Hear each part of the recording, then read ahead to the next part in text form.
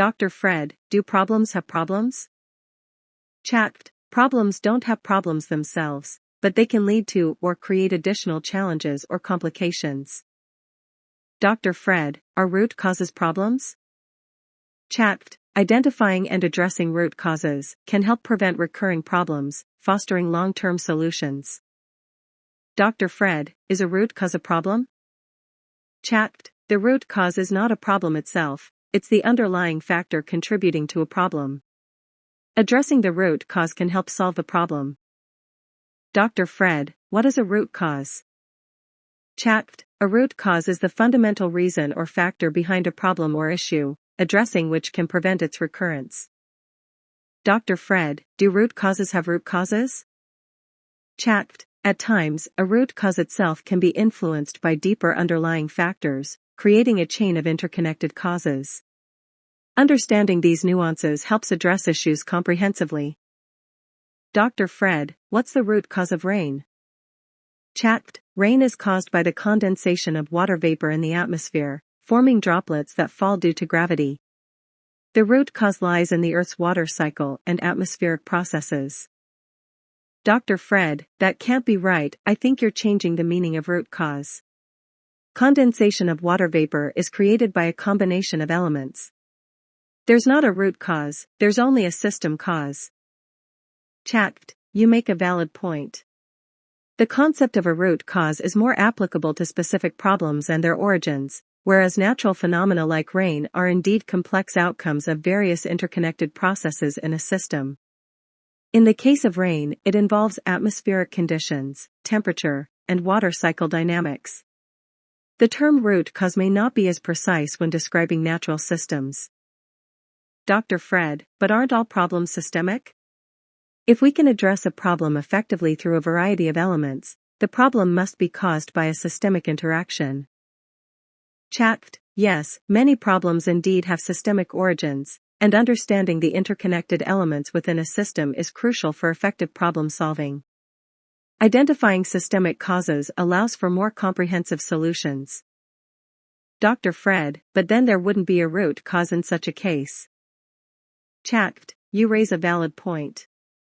In complex systems, pinpointing a single root cause can be challenging, as issues often result from the interaction of multiple factors.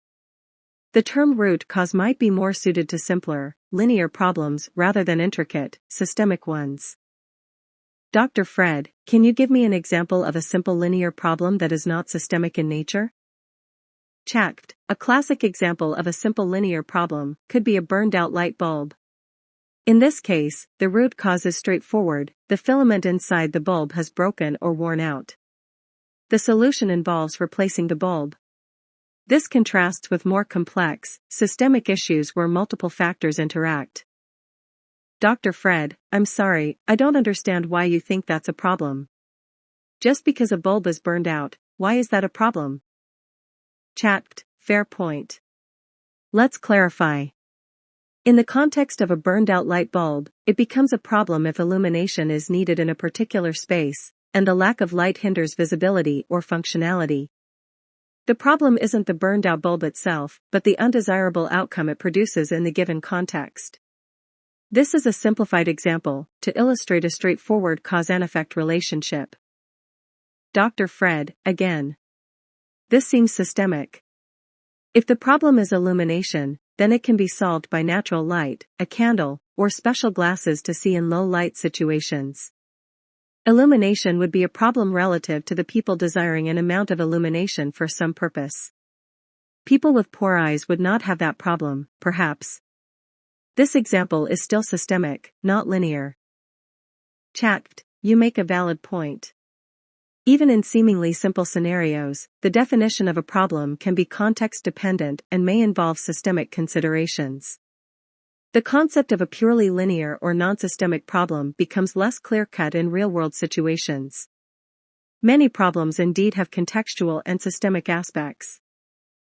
Dr. Fred, so, maybe we are misguided to look for root causes rather than looking at things systemically.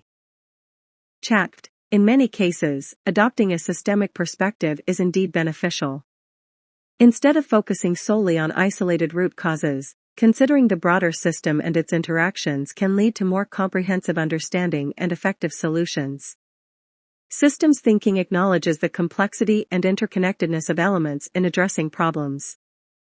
Dr. Fred, can you give me an actual example of a linear problem that I cannot prove is systemic? ChatGPT, a simple and relatively linear problem could be a leaky faucet. The root cause, in this case, might be a worn-out washer. Fixing or replacing the washer typically resolves the issue. While other factors like water pressure or plumbing integrity could play a role, the direct cause and effect relationship with the washer makes it a more linear problem. Dr. Fred, I don't think that works either. Following your reasoning here, you would have replaced the filament in the bulb and not the bulb. We could replace the faucet. You're also assuming that a leaky faucet is a problem, but there are scenarios in which you might want a leaky faucet. ChatGPT, you raise valid points. Even seemingly linear problems can have variations and dependencies on context. The concept of a truly non-systemic problem might be challenging to find in real-world scenarios, as most situations involve interconnected elements and dependencies. Dr. Fred, excellent. I think this is why the root cause fallacy applies to root cause analysis.